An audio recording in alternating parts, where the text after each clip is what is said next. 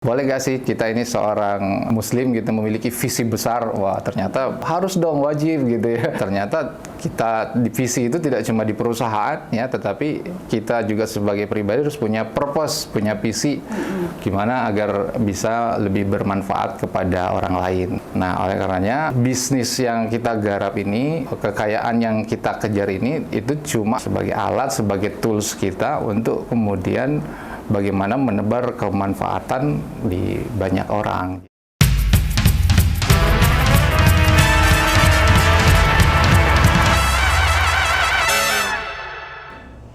Selamat datang di podcast Boss, Business Owner Success Stories, dan masih bersama dengan saya Melda Francisca. Dan tentunya seperti biasa di podcast ini kita akan sama-sama ngobrol kisah daripada pelaku bisnis di industri terbaik mereka, dan kita akan sama-sama bercerita bagaimana mereka memulai bisnisnya, lalu bagaimana mereka menghadapi tantangan, tips and tricks, and how to grow the business. Dan di kesempatan kali ini, Successful People, saya sudah memiliki tamu yang istimewa, yaitu sosok di belakang IP Land, property developer, konstruksi dan interior yang berdiri sejak 2018 dan telah, ini dari 2018, ini yang kerennya, sudah memiliki 10 lokasi project. Beliau juga founder dari sebuah lembaga yayasan yang bergerak di bidang pendidikan, Paradigma Institute, dan beliau juga adalah Master Trainer UA Training dan sebuah lembaga yang bergerak di bidang HR Training and Coaching yang telah berdiri sejak 2014. Dan ladies and gentlemen, inilah Pak M. Ihsan. Pak Ihsan lah ya saya manggilnya. Halo Bapak, apa kabar? Alhamdulillah sehat. Saya mau manggil Bapak, tapi kayaknya lebih cocok Mas. Masih muda ya? Masih muda sekali. Ngomong umur berapa Mas Ihsan? Ya kalau bisa dibilang lahir 86 berarti 38 tahun ya kalau 2024. Wow, keren banget. 38 tahun sudah memiliki 10 project di properti. Itu keren banget loh Pak. Nah, mungkin boleh cerita Pak Ihsan. Dari awal masih muda gitu ya, setelah kuliah, itu langsung memang spirit entrepreneurnya begitu tinggi, langsung memulai bisnis dari awal, atau how did you start? Gimana mulainya Pak? Iya, Bu Imel, memang saya ini sebenarnya sejak SMA itu senang jualan sih sebenarnya. Ya karena orang tua juga dagang ya, punya jualan ya, sejak saat itu sering diminta untuk jaga toko dan sebagainya. Akhirnya kan ibaratnya kita dilatih jualan gitu ya. Ya pergi ke tante saya juga jualan. Kemudian pada saat sekolah saya bawa barang, bawa permen apalah, disitulah saya mulai jualan gitu ya. Nah sejak kemudian masuk kuliah, kuliah itu agak boring ya. keluar masuk dosen dan sebagainya, tapi kayaknya nggak ada yang menarik gitu. Akhirnya pada saat itu tertantang untuk kemudian bikin berbagai bisnis di kampus sambil kuliah tuh, jualan gitu ya. Jualan apa aja deh. Apa Pak? Jurusan fakultasnya apa Pak? Dulu saya sih jurusan biologi malah gitu ya, biologi.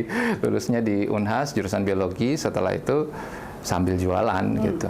Dan memang juga akhirnya ada yang nawarin, karena jualan ya, ada yang nawarin multi level dan sebagainya. Ya saya tertarik, tertantang.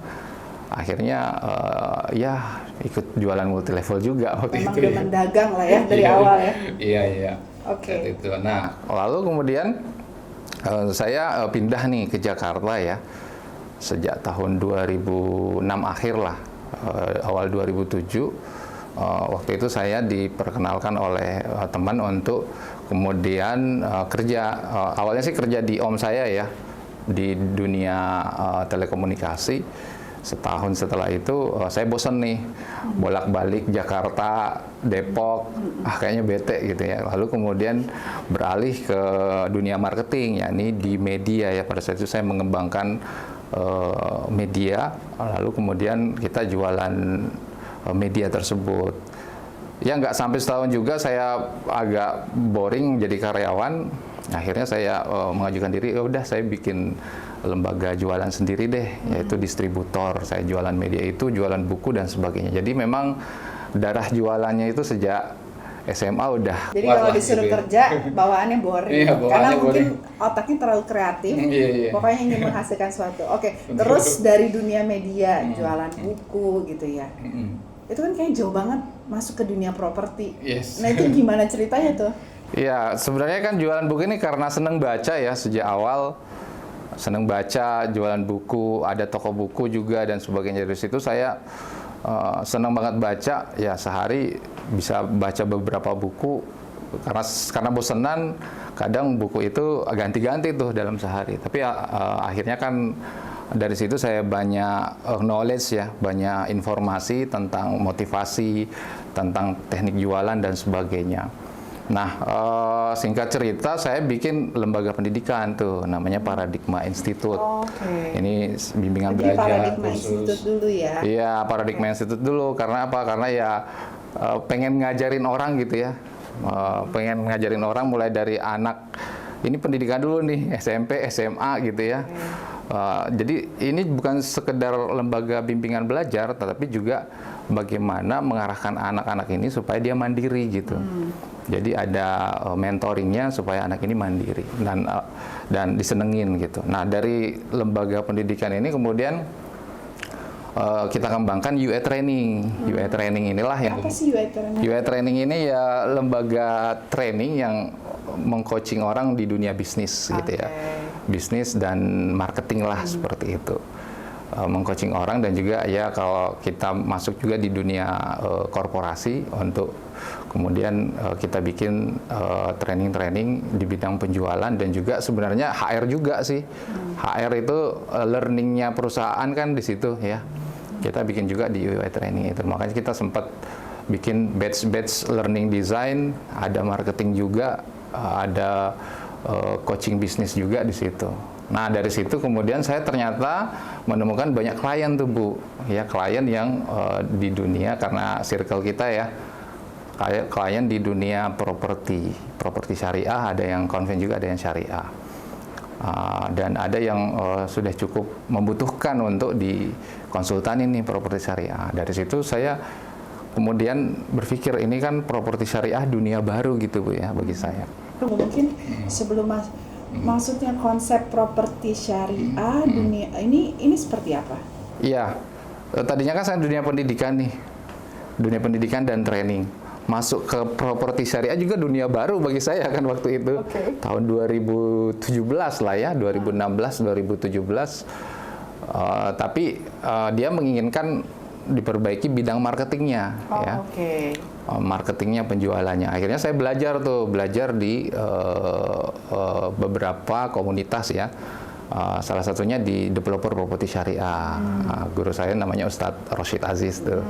Nah, saya belajar di situ beberapa batch dan akhirnya juga mengikuti training marketing yang di dunia properti syariah. Karena sebelum ngajarin orang harus belajar dulu gitu Bu ya. Iya. Harus belajar terjun di lapangan. Akhirnya saya perdalam di situ, saya masuk ke properti syariah.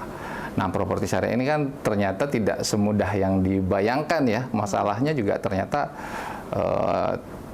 banyak gitu. Apalagi kalau misalnya kita terjun di developer yang itu sudah ibaratnya sudah punya banyak masalah, kita masuk ke dalam, wah ini menantang bagi kita nih sebagai konsultan atau coach gitu. Bedanya properti syariah dengan properti biasa itu apa? Oke. Nah, properti syariah itu sebenarnya lebih mengutamakan orang itu mau berakad sesuai syariah. Pada intinya itu. Berakad sesuai syariah artinya dia menginginkan membeli properti itu ada akad syariahnya. Tanda kutip akadnya ya. Nah, terus kedua juga dari segi pembiayaannya dia tidak menginginkan ada akad riba. Akad riba itu dalam arti kan bukan berarti harganya sama dengan cash dan kredit, tetapi dari tanda kutip akadnya itu di satu harga gitu. Jadi kalau kita beli nih cash kan 800 juta, terus ternyata dia mau kredit 5 tahun, harganya 1,1 M misalnya. itu tidak tidak riba bagi kita karena 1,1 M ini kita akadkan satu harga. Jadi Gitu. tidak ada floating harga. Ya, gitu tidak ada ya? floating harga gitu. Oke. Dan adanya perbedaan tahun itu kan 5 tahun, 10 tahun, 15 tahun itu kan penawaran.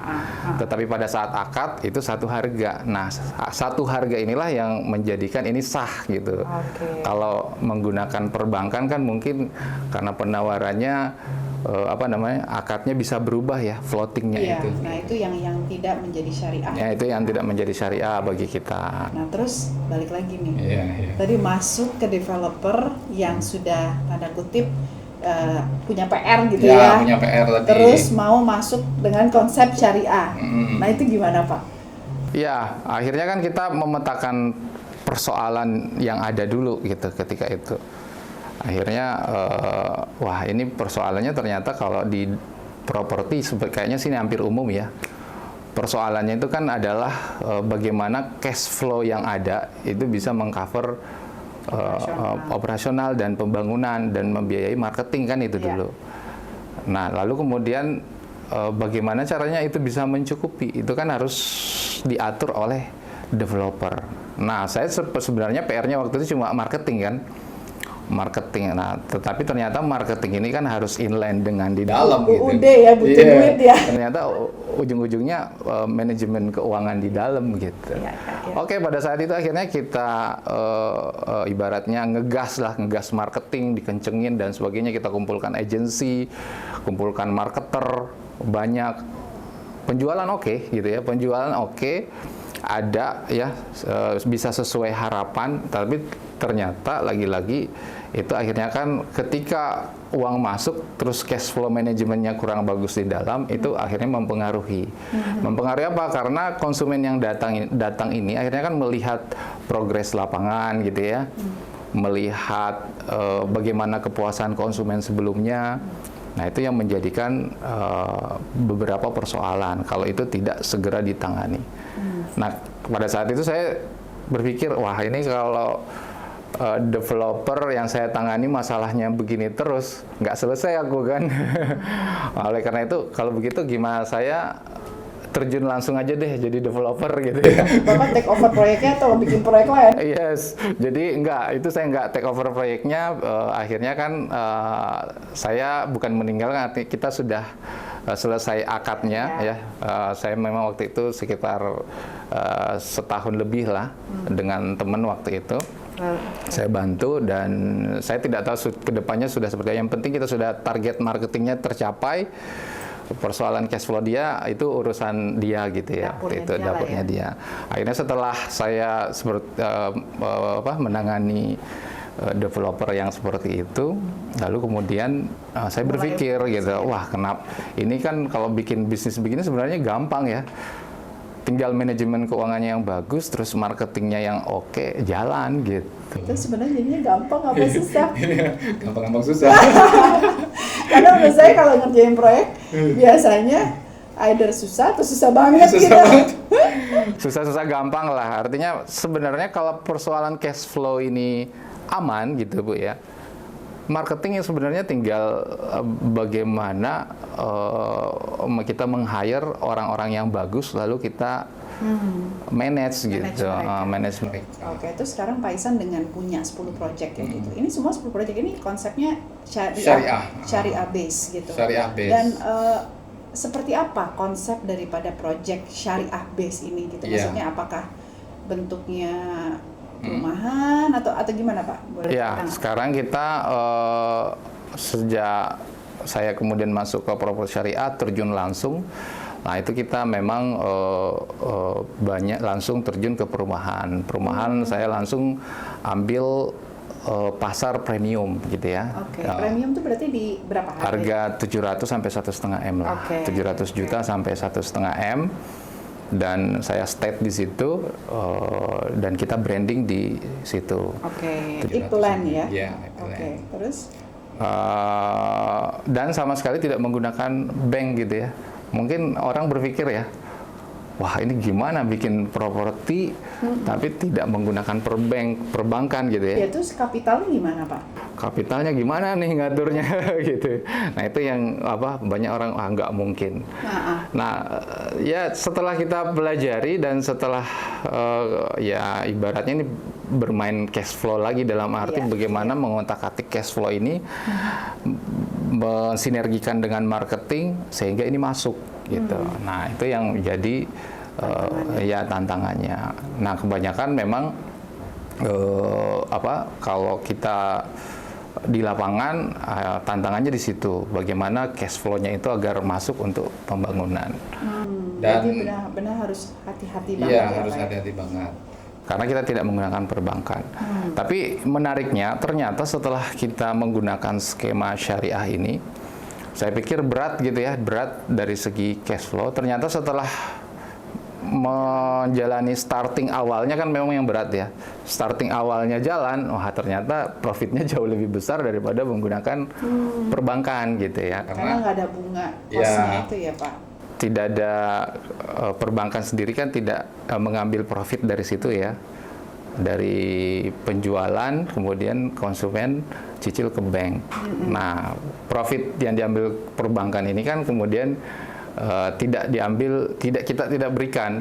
Jadi konsumen langsung cicil ke kita. Oh, jadi sama sekali konsumen itu tapi berarti mereka nggak bisa pakai misalnya bank syariah gitu. Oh ya, kalau kita menggunakan skema itu cicilan mulai dari cash keras, cash bertahap, cicilan 5 tahun bahkan sampai 10 tahun langsung ke developer. Tidak langsung ke bank. Tapi basically karena udah punya 10 project berarti kepercayaan konsumen sudah ada. Berarti kan barang-barangnya ini berarti sudah deliver gitu ya Pak ya. Akhirnya kan memang konsumen kita kan positioning banget gitu Bu ya. Jadi tantangan kita kan adalah persaingan DP yang cukup rendah, sementara kita DP-nya ini cukup tinggi gitu ya. Tapi kita cuek lah dengan itu, nggak masalah ya. Artinya ini berarti kita masuk ke pasar yang memang yang memiliki DP yang tinggi gitu, konsumen yang tinggi. Yang kemudian ini justru menjadi BI checking otomatis kita ya. Exactly, benar banget. Saya setuju. Nah, terus Pak, masuk di dalam property development tadi tantangannya adalah salah satunya cash flow management tadi ya, gitu ya di property syariah ini. Tapi dalam pengembangan sebuah properti di Indonesia memang market base. Muslim kan cukup besar ya Pak ya. Tapi pasti apa sih Pak tantangan terbesar dalam mengembangkan bisnis dengan konsep syariah ini? Ya, tantangan terbesar bisnis properti syariah ya. Ya ini memang adalah pemahaman masyarakat. Edukasinya ya. Bagaimana mengedukasi dia agar mau mengambil skema yang murni syariah gitu. Karena skema yang murni syariah ini sebenarnya jauh lebih menguntungkan konsumen itu sendiri gitu. Karena tidak ada, kita tidak menerapkan sistem denda juga sih sebenarnya. Kalau misalnya dia tidak sanggup bayar, kita tidak menerapkan sistem denda. Ya. Atau bahkan kalau tahu-tahu misalnya 6 bulan nggak bisa bayar, kita nggak langsung sita kok gitu. Jadi ada diskusi di situ, ada musyawarah di situ bagaimana penyelesaian dari pembayaran dia yang tidak lancar itu. Gitu. Jadi sifatnya lebih ke kekeluargaan. Ya, gitu. Lebih ke keluargaan. Itu, tapi kan dengan begitu banyak pribadi macam konsumen, karena kita masuk ke retail itu nggak masalah Pak?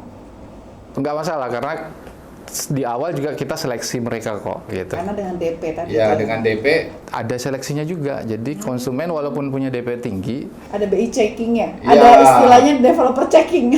Ada tes fit untuk fit and proper test untuk kemudian bisa mengambil hunian di properti syariah. Jadi kita saring juga gitu. Tidak semua bisa, walaupun dia punya cash pun itu tidak juga langsung kita terima sebenarnya untuk mengambil properti syariah.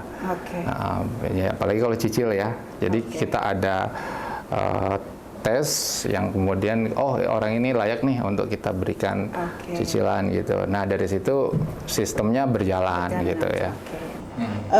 Kita kalau di dunia bisnis itu kan sudah pasti belajar dari namanya either kesalahan diri sendiri, kesalahan orang lain, kegagalan sendiri atau kegagalan orang lain. Nah, Pak Ihsan sendiri pernah nggak mengalami kegagalan ketika melakukan eksekusi bisnis atau di dalam kehidupan Pak Ihsan? Kalau kegagalan udah pasti, pastilah itu. Menurut saya justru kegagalan ini menjadi tangga kita untuk belajar lagi, kan intinya seperti itu. Nah, saya memandangkan kegagalan ini harus kita jadikan pelajaran. Makanya kegagalan yang kita dapatkan, ya langsung kita switch aja. Wah, ini apa yang bisa kita perbaiki. Nah, kegagalan-kegagalan ini sejak awal saya bikin bisnis, nah itu pasti sudah menemukan kegagalan ya. Misalnya di distribusi media, bagaimana kita naruh buku di toko-toko buku, ya kan?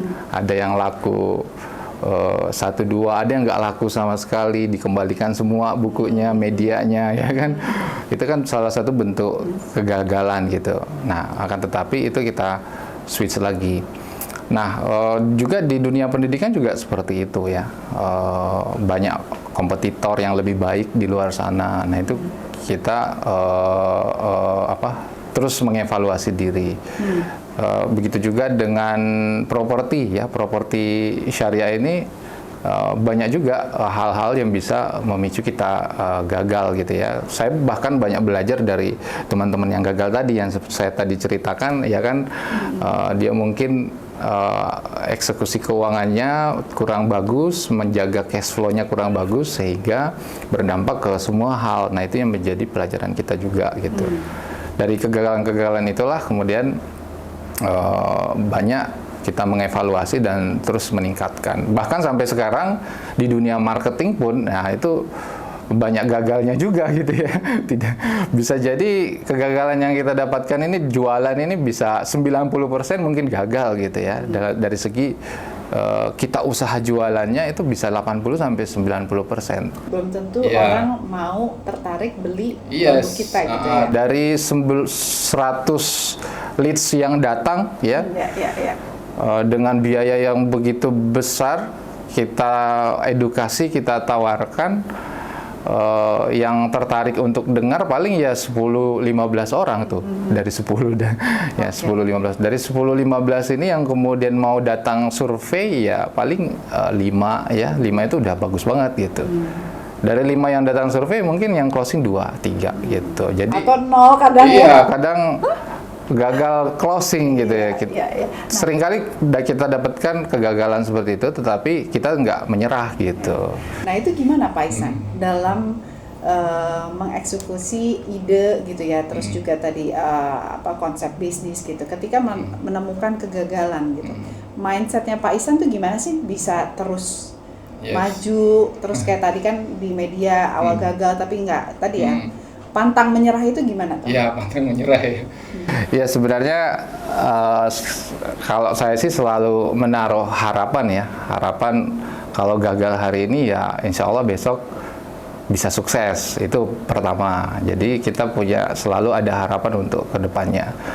Terus yang kedua memang ya karena sering banyak baca buku tadi sih ya. Kita belajar dari orang-orang sukses, bagaimana dia bisa sukses ya memang karena dia mengevaluasi kegagalan-kegagalan tersebut menjadi lebih baik lagi. Nah, di buku saya dijelasin tuh. Oh iya, itu bukunya. Ya? Oke. Apa ini Unlimited Energy untuk produktivitas tanpa batas. Keren banget. Oke. Jadi di buku saya ada yang namanya CTI ya. Check, Think, dan Improve. Jadi kita check, think, dan improve, CTI. Jadi bagian dari productivity ya. Jadi kita mengecek dulu nih setelah mengeksekusi. Pasti kan ada gagalnya tuh. Tidak ada eksekusi yang nggak ada gagalnya. Pasti mengeksekusi pasti ada tingkat kegagalan entah berapa persen. Dari situ kita harus ngecek kegagalan ini apa. Artinya think itu kita pikirkan ya. Kita harus memikirkan apa yang menjadikan ini gagal. Nah, lalu kemudian kita improvisasi. kita improvisasi lagi sampai itu kegagalan itu bisa berhasil. Nah, dari situ kemudian akan menemukan cara atau strategi yang keberhasilannya tinggi gitu. Bukan berarti keberhasilannya harus 100% ya. Tapi tingkat keberhasilannya lebih tinggi daripada cara sebelumnya. Jadi intinya kalau mau sukses tadi ya check, think and improve. Berarti kan nggak bisa perfeksionis juga ya Pak? Ya, betul banget. Nggak bisa perfeksionis karena kita lahir di dunia ini bukan di surga gitu ya. Kita turun ke dunia, lahir ke dunia. Bisa sempurna. Ya, ini penuh dengan hukum sebab akibat gitu. Ada sebab, ada akibat. Ada sebab akibat yang ada dalam kendali kita, ada sebab akibat yang di luar kendali kita, kan begitu tuh. Nah, yang kebanyakan orang itu bingung, pusing, stres memikirkan sebab akibat yang ada di luar kendali dia gitu. Betul. Nah, iya, stres, wah kenapa terjadi seperti ini, padahal di luar kendali dia kan. Nah, yang harusnya kita pikirkan kan adalah masalah yang ada di dalam kendali kita. Nah, di dalam mindset, di dalam yang bisa kita kontrol. Nah, itulah yang kita melakukan check, thinking dan improve yang masalah-masalah yang ada di dalam kendali kita. Ya udah, kita fokus itu aja gitu. Oke. That's good. Nah, terus Pak udah masih muda ya kan.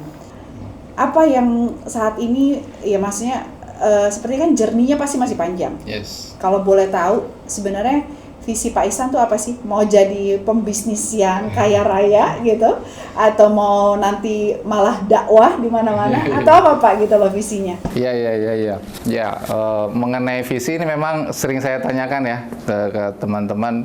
Boleh gak sih kita ini seorang Muslim gitu memiliki visi besar? Wah, ternyata berjawab harus dong, wajib gitu ya, memiliki visi besar. Nah, ini memang menjadi pemicu juga bahwa ternyata kita di visi itu tidak cuma di perusahaan ya, tetapi kita juga sebagai pribadi harus punya purpose, punya visi gimana agar bisa lebih bermanfaat kepada orang lain. Nah, visi kita kan sebenarnya, visi saya itu adalah bagaimana lebih banyak memberikan manfaat kepada orang lain gitu ya, memberikan kemanfaatan kepada umat lah kalau di dalam Islam gitu. Nah, oleh karenanya bisnis yang kita garap ini, kekayaan yang kita kejar ini itu cuma sebagai alat saja sih. Sebagai alat, sebagai tools kita untuk kemudian bagaimana menebar kemanfaatan di banyak orang. Caranya gimana tuh Pak untuk menebar kemanfaatan? Ya, caranya gimana ya? Nah, itu makanya kita sebenarnya sekarang visi saya itu banyak membuat komunitas-komunitas gitu, Bu. Oke, komunitas apa tuh? Ya, komunitas pengusaha Muslim, ada komunitas marketing gitu ya.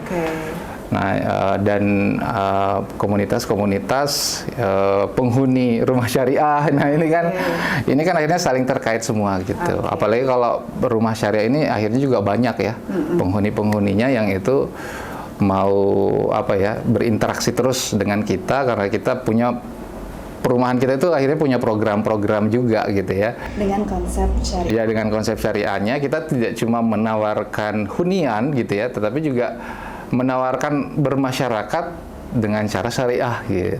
Keren banget. Walaupun saya bukan beragam Muslim ya, tapi saya sangat salut dengan visi Bapak gitu. Apalagi tadi dengan konsep bagaimana berbisnis syariah, bagaimana tadi cara marketing, terus hidup berkeluarga dan bertetangga dengan konsep syariah gitu ya Pak. Nah, ini komunitas ini sebenarnya kalau saya mau nanya Pak, ya tadi ya Pak, kalau kita religi apapun gitu, baik Muslim ataupun yang lain, kesannya kan untuk kita berpikir kayaknya kaya gitu ya, punya uang banyak gitu. Itu sebenarnya boleh nggak sih Pak kalau di konsep syariah itu?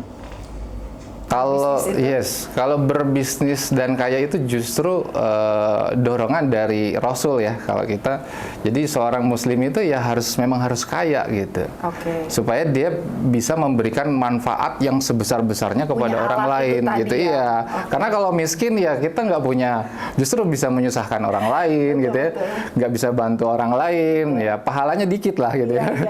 Tapi kalau kita punya kekayaan, punya properti banyak, nah kita bisa lebih banyak berdampak gitu bisa ya. banyak berdampak ke orang. Cuma itu lagi, kadang kalau orang punya kekayaan, punya properti, biasanya banyak godaan gitu ya. Itu ya Godaan pergaulan. Betul. Tapi itu mungkin semua orang lah ya Pak. Nah, oke. Mungkin boleh nggak Pak kasih tips ya buat para teman-teman successful people nih yang mau masih muda, mereka mau tetap hidup dengan benar syariah ya, dan mereka juga mau berbisnis gitu. How to start Pak? Ya, oke. Bagaimana memulai bisnis gitu ya? Iya. Sebenarnya bisnis itu tidak mesti berbicara tentang modal dulu kan. Kebanyakan ini teman-teman di luar sana, gimana nih aku mau bisnis tapi nggak punya modal gitu ya. Saya mulai bisnis ini nol modal awalnya gitu ya. Karena kan tadi justru saya membantu teman, saya dibayar. Awalnya gitu. Akhirnya kan banyak belajar dulu. Artinya kita berpikirnya learning dulu sih Bu.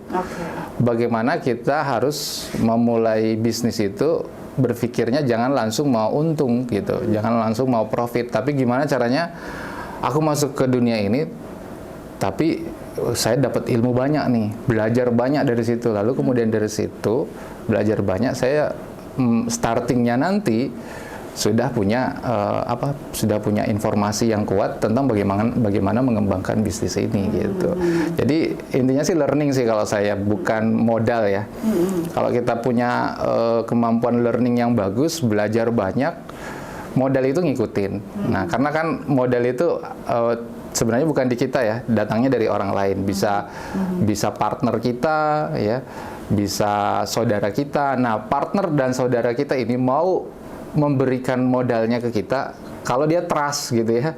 Kalau dia lihat kita konsisten, dia lihat kita mampu mengerjakan bisnis ini gitu dan sebagainya, udah pernah ngelihat mengerjakannya, pernah profit, pernah closing dan sebagainya. Ya dia percaya, dia trust, ya dia kasih modal lah gitu kan. Tapi kalau sama sekali nggak pernah dia lihat kita di bisnis itu gitu ya, terus gagal terus kelihatannya, pusing terus, ya gimana mau percaya gitu. Jadi yang penting tadi mungkin nomor satu tuh attitude gitu ya, attitude kita. Ya sikap kita bagaimana agar kita itu konsisten untuk mau belajar sih.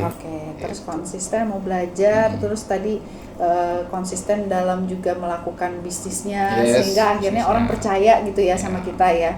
Konsisten dan fokus kalau saya, karena kebanyakan juga teman-teman itu banyak yang dia tidak bisa memetakan prioritasnya kan, jadi nggak fokus.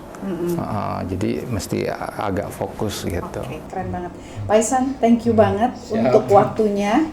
Dan saya tentunya doakan biar semua tadi purpose-nya Pak Ihsan dalam kehidupan untuk bisa berbagi untuk umat Muslim dan juga berbisnis dengan cara yang benar itu terus bisa dikembangkan dan berdampak luar biasa untuk tadi komunitas syariah dan umat Muslim pada umumnya ya Pak ya. Siap, amin. Terima kasih Pak Ihsan. Baik, successful people, tadi bincang-bincang kita bersama dengan Pak Ihsan, saya harap bisa mendapatkan dampak yang sangat positif untuk kita semua, sama dengan saya, luar biasa sekali. Dan jangan lupa untuk klik subscribe, like, dan share podcast Boss tentunya di @podcast.boss.official. So thank you and see you on the next episode.